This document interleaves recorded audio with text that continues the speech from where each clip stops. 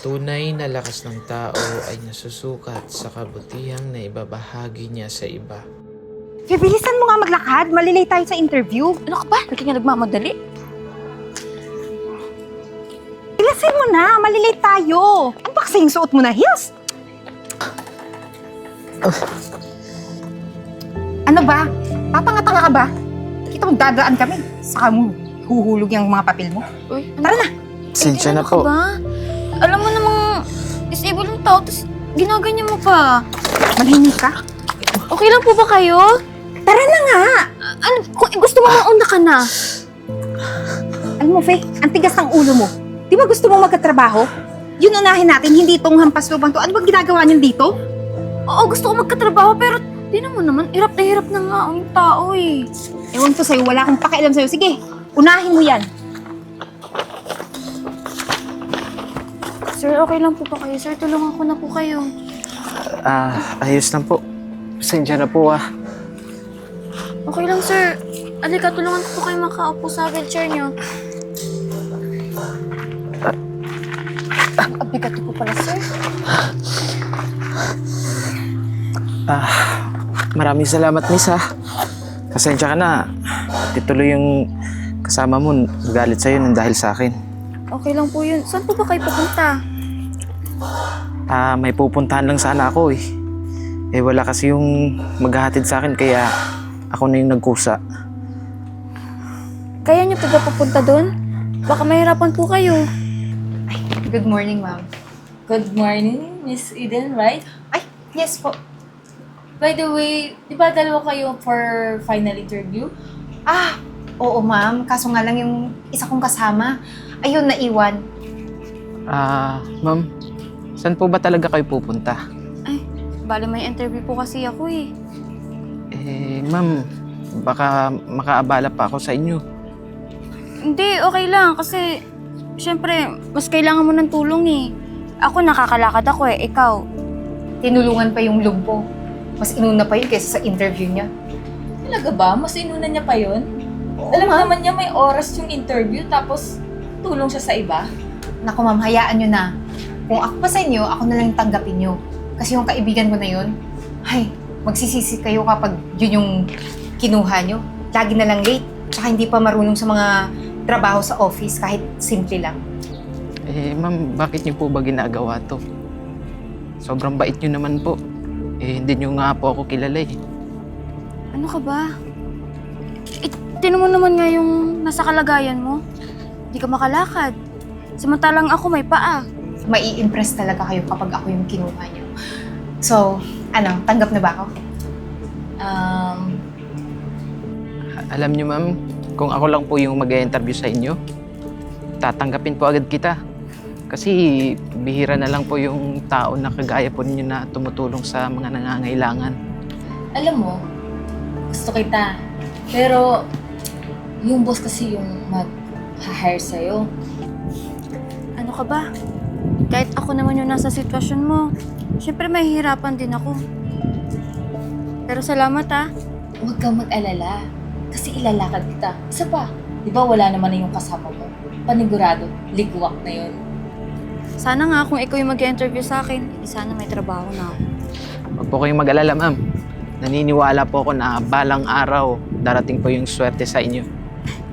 Sana nga manifest natin yan. Ay, naku, ma'am. Thank you so much, ha. Ako, aasahan ko talaga na ako'y makukuha dito. Oo naman, ano ka ba? Basta, antay ka na lang ha. Tatawagan na lang kita. Sige po.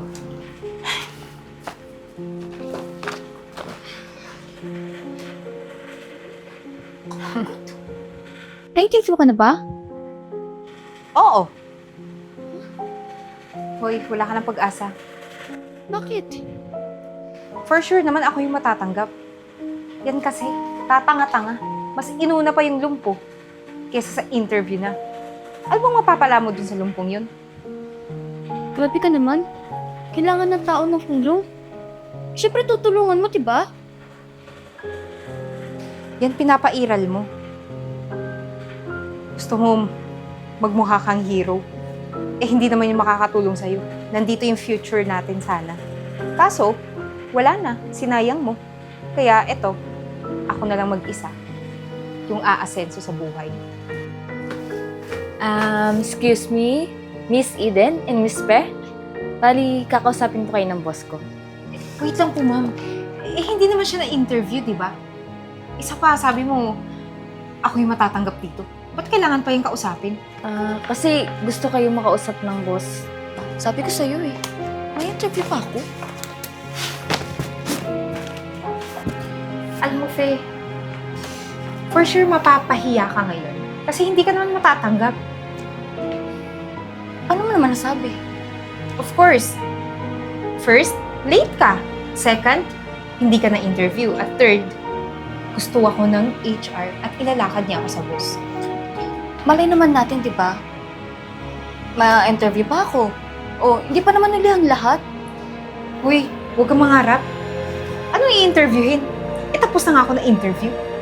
Hintayin na lang natin dumating yung pinaka-boss. Malay mo, matanggap pa ako, di ba? Oo, pwede naman. As janitress. Grabe ka naman, di naman siguro. Hoy, teka nga lang. Bakit nandito kang lumpo ka?